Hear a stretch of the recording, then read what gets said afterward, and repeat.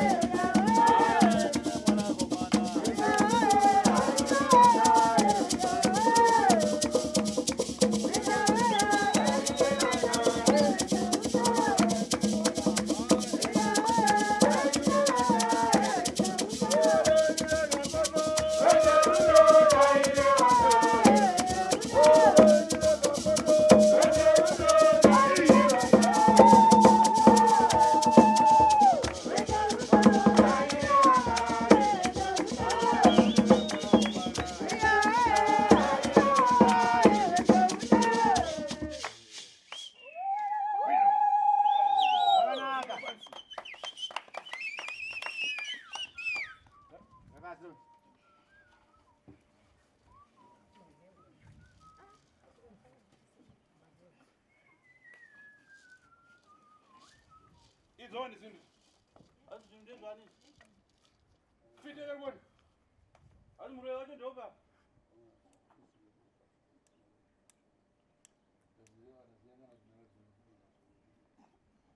Ist das nicht? Ist das gar nicht? Ima chama masingo? Mava masingo. Kana. Chama. Acha kwa mwana warwa. Dibinde. Abadwa wanyara. Dibinde. Abadwa kankaramba. Barakune. Yakuno. Masana ni poroboro. Ora. Yakune yo. Zisa nenge mababa. Ibo munanga munafuna uri gari. Munemu imwe hama here yamuda kufonera kana kuti mubatsirwe ichionawo pa video call. Pariso zvapana ase vari kure amazanzese. Vari kwani? Vari kupi? Vamwe ndo vari kusouth wadashi. Ari kudzimira reva patelevizioni uchimira kuti ine ndiremera mubumbazi. Hanzi uya pachena apa umire ndiri kumirira mhuri. Vari padecha pa.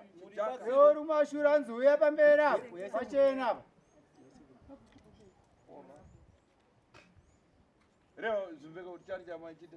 Chasokoneza chani. Taura kuti natsonzwisisa kuti chii chanyanyonesa kuti muye Yori chani moyo. Taura uri chii mumuri? Ini ndisekorewana. Yazazi yako? Kwa hiyo Mwana wa mai. mwana wani? Ndio chazumzunisha. Visa chii heti yakapfeka chewe mchembe. Choza chimzunisha. Visa chimwe chawo wakapfeka sunga musoro. Shabini. Iwe wachoka bwana. Wabva kupi iwe mzukuru? Uri anu musha. Uri chii mumusha? Mawabva? Muroriwa. Uri muroriwa mumusha mawabva? Kotangana kuita ufiti muroriwa wachi. Ko iwe murorwa mukati memusha sei uchiita uro iwe? Ndiko akazvipiwa ono vabereki pandakakura. Iwe uri fiti nawo fiti. Iwe uri muroyi here kana kuti hausi muroyi? Ndiri muroyi ndenge ndakapiwawo ndisingazivi. Ai. Ina kuti nausadziva pena ngokuziva nyamura ndokubwerere. Kana usiri kuziva takura zvinhu zvako uende muzukuru. Pane toda kutaura chokwadi. Hanzi iwe uri muroyi here kana kuti hausi muroyi? Ndiri muroyi. Uri yani? Ndiri muroyi. Udaurani. Wakauraya watatu wadapa. Taura vanhu vatatu vakauraya. Yangana kutelevizori yangana. Tarisa Enda kumalizira yangana uyu. Tarisa kukamera. Taura vanhu vatatu vakauraya. Na kusandukira vanhu kapana mfana kusanduka. Ndakauraya vana vangu vatatu. Ani nani? Ani nani mazita? Agripa naWiri naWiti. Yoro Witi naWiri naRavu nachioneso. Right. Panyama isi udaja jani na jani. Pavana vako ava waidya nyama yepai nepai? Yaidya nyama yematumbu. Wakosa matumbo. Waidya matumbo. Tanganya waifuna matumbo. Sei waida kudya matumbo? Ndaingodyawo iyoyo. Tango yanyi. Chii chaikupa kuti ufarire kudya matumbo? Wadazare kudya musoro kana dako kana gombo. Wairegere kudya musoro kana makumbo? Ndaingofarirawo iyoyo. Ndoenda fawa. Apa funa usiya ufiti funa enda kupinda kutsoko na ufiti. Uruda kusiya uroyi wako here kana kuti uda kuenderera mberi uchiroya mhuri? Enda kusiya mhuri yangu isununguke. Yashupika. Zvakanaka hanzi nasekuru uya pedyo neni. Ndangane chiso bwana Sudzura. Uya pedyo nasekuru apa. Iwe sikuru nasekuru apa. Sudzura. Uya umire pedyo nasekuru iwe. Zvinhu dzovanizvo. Zvinhu izvi ndezvani? Bhegi rangu. Ndiwachokana zvomuyi. Ndiwabva naro kumba here? Ndomawabwera muna zvakaipati chose. Ndomauya kwatakura zvinhu zvako zvakaipa tozvibvisa. Tunatandizana. Hanzi toda kuti ubatsire mhuri usunungure mhuri. Handiti ka? Ndezvandinoda kusunungura mhuri yangu ndifenyisiya yakarurama. Iwe wafuna kufa masiku yakwana? Iwe nguva yako yekufa yakwana kai wauda kufa? Kana ndikasvika yakwana asi ndichairamba papi ndakadaira ndakaita zvandakasimba. Mamba wachana. Hanzi ko gushero nderei? Makonzwe. Makoso? Nawa chikwambo? Hanzi hazisi chikwambo here. Bwera chosoka ndikachosoka kufa. Haina sekuru yautore chinhu chako wega utadze vanhu. Ndakwanba kumira ndega ndasimba nochimuti handiki. Rimwe ruoko rimwe pane chimuti kuchosoka kutadze chinhu chako. Nawa ndindenga chinhu chako. Bwera. Hanzi uya usimuze wega chinhu chako chawaina chiubati. Geza maoko. Mushonga. Geza maoko. Nokupata. Haina sekuru ndakubata ndikakusimbisa. Ndona rini? Haudone usatye. Tora wega chinhu chako. Kana kareka ndodo ndakupata. Hanzi kana ukasiya tsvimbo ndakakubata usache.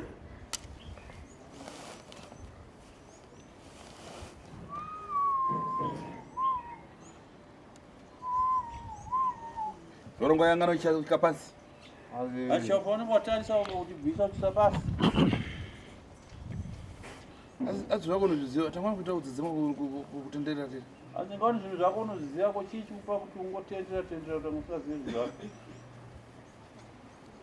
Maziso achaona basekuru kurwara. Maziso achaona? Maziso wato achaona muzukuru. Akana usiku andichafamba ini sekuru. Aiva mausiku? Wamwa masikati? Ndichaona bai. Pata chini chandamenya? Haina sekubata chinhu chako ichi. Chandamenya ichi? Hanzi chatarova apo netsvimbo ichi. Gaufa. Pata chini ichi chandikumenya? Hanzi bata chinhu chako ichi. Kukona Wazere sekuru. Kwasha kwadza chini chako. Pata namanja mai. Bata chinhu chako chibata ni maoko maviri. Ukuchiona ka? Pata bwino chimchawa. Batisa. Batisa. Pata kumata kwachena uyangiza nako. Hanzi bata kumagaro kwachena uratidza. Pata kunoda kupanda ngwarini. Hanzi bata ni maoko maviri ndikakubata ukachiya uone. Tendereza bwino. Hanzi tendereza chisunamise utaridze muri yako. Mona tamuyangiza kuti guse ndanyana ndira goso. Guse ribe ulingana nayo. Hanzi tamutaridza patambochiona pamusoro kuti chinhu chine makushe ichi chakati ndechemakonzo. Gushe ramaona ri handira kafanana nechinhu ichi. Ya sumudza mudenga. Sumudza mudenga murione. Unouraya sei vanhu nechinhu chako ichi? Unouraya sei mhuri nechinhu chako ichi kana uda kuuraya?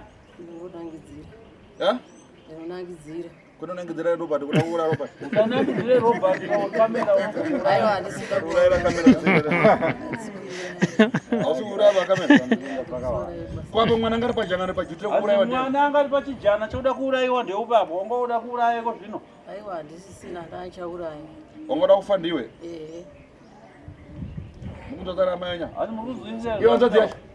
Yabvunza nzodzi yako. Hanzvadzi yacho yobvunza hama yako. Ndiko ndikabvunza nasekuru kuti ndikabvunza. Uyo akamurowa muromo akashapa muromo asi ndicho Wakabhedha muromo ndiana kamubhendesa muromo. Ndicho chomubhendesa muromo ere.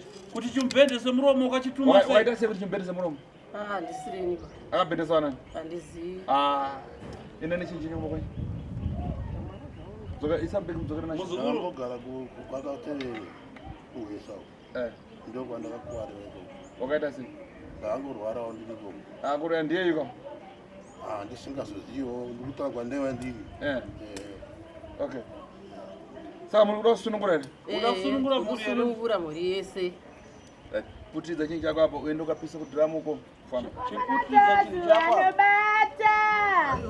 Tatu anobata ega vakomana tatu anobata. Tatu anobata ega vakomana tatu anobata. Tatu anobata ega vakomana tatu anobata.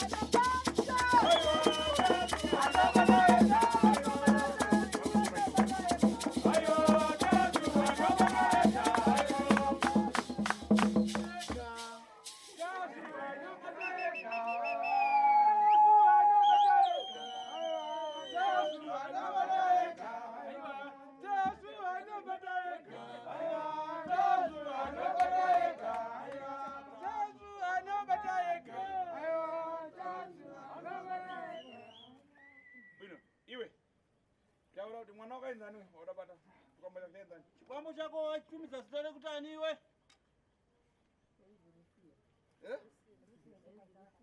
Chainzi Rusia. Chita Rusia. Takabata basa tese aiwa ngoya reba.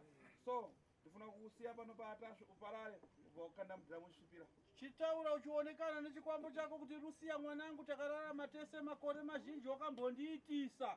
Ndakadya ndakaguta nyama dzevanhu kubva pamabasa ako. Saka nhasi ndakuda kusiya, ndakuda kuparadzana newe, zorora murugare. Uchisvipira mate ukanda mudhamu. Ndabata nemabasa akawanda ndakabva kure. Izvoda kuchikusiya pana atashu. Tienda kumusara pano. Uzorore zvachose. Rugare. Kana mudzamu. Perekera koti na uchauka.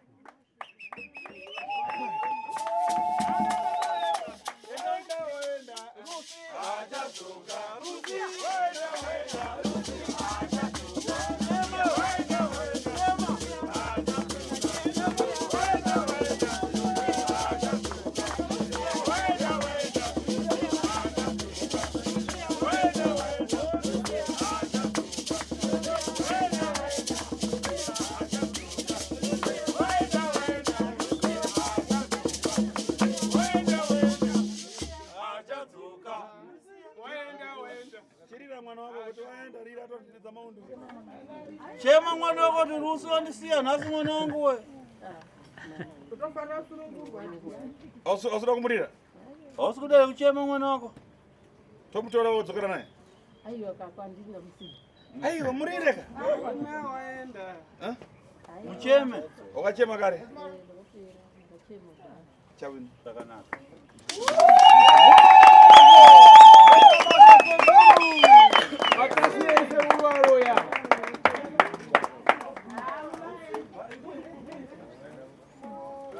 Bye.